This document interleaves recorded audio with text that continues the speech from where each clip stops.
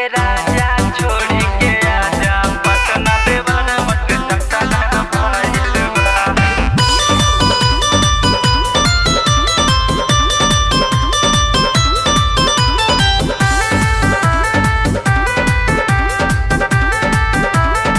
ए राजा छोड़ी के आजा पटना देवर मठ चटना भइल बा। ए राजा छोड़ी के आजा पटना देवर मठ चटना भइल बा।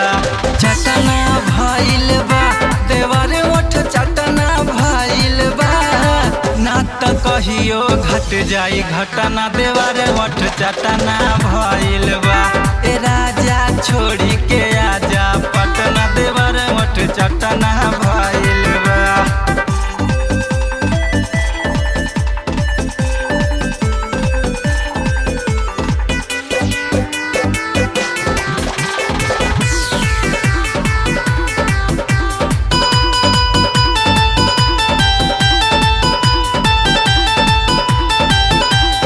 हाथ लगावे देह सुघरावे गजबे जगावा तफील हो।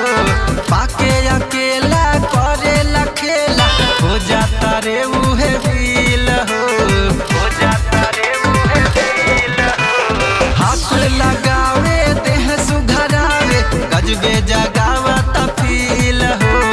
पाके अकेला करेला खेला हो जाता रे उहे फील हो। तो करे रोज के बाटे रटना देवर मठ चटना भइल बा। ए राजा छोड़ी के आजा पटना देवर मठ चटना भइल बा। ए राजा छोड़ी के आजा पटना देवर मठ चटना भइल बा।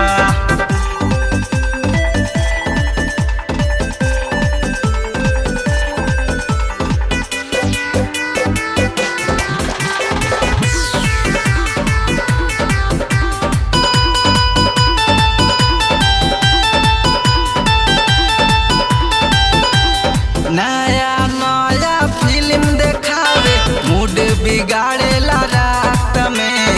रातों दिन कहीं न जाला लगल रहे उहे घात में। लगल रहे उहे घात में। नया नया फिल्म देखावे मूड बिगाड़ता रात में। रातों दिन बहरा न जाला लागल रहे उहे घात में। आके तू ही डटना देवर मठ चटना भइल बा। ए राजा छोड़ी के आजा पटना देवर